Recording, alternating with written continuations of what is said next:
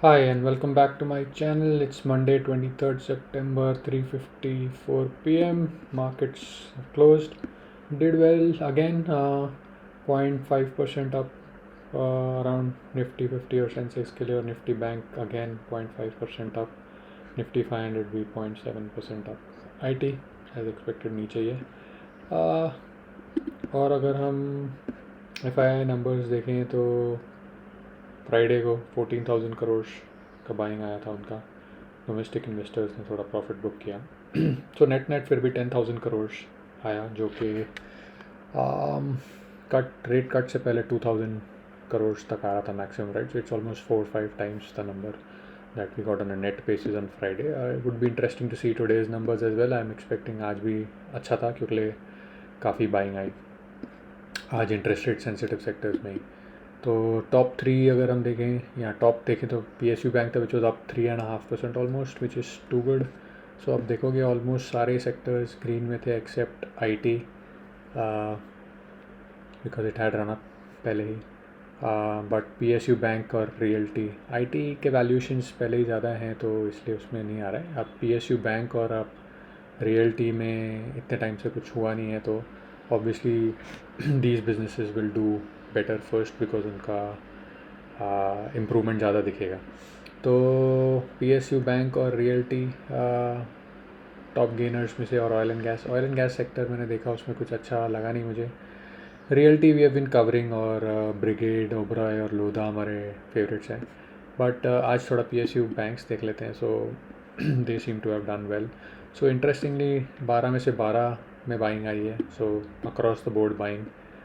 तो इसमें से दो हमको अच्छे लग रहे हैं, बैंक ऑफ महाराष्ट्र और Central Bank, which I am tracking now, and I might add if they are doing well in the future. तो बैंक ऑफ महाराष्ट्र आप देखोगे just about the 50-day close हुआ है आज. 62.90 का 50-day था और 63.20 पे क्लोज हुआ, up 8% today on big volumes, which is a sign of huge buying by the FIs. Again, if you want to see, it's higher than the average volume, so it's showing that the institutions are buying, not retail investors. और हम अगर consistency देखें तो इसके fundamentals अच्छे रहे हैं और P is very low. It is almost at a 5 year band का जो लो होता है उसके अराउंड है. So tremendous scope for growth from year. So around 2 to 3 times बढ़ सकता है यहाँ से if it continues to do as it has done in the past. But maybe you should consult your financial advisor for the same. और Central bank दूसरा stock है जो is doing good. So central Bank of India अगर हम देखेंगे similar 50-day के ऊपर 60-89 का 50-day का एवरेज था और 61-65 पे क्लोज हुआ. So up 5% and volumes up 45%. सो इसके भी कंसिस्टेंसी है. P ratio is at 16.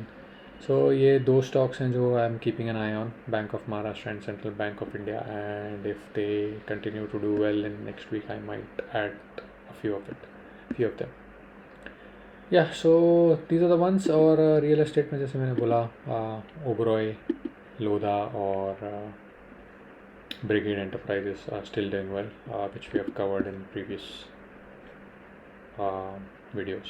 So yeah, these can also be looked at to be added to the portfolio if they continue to do well.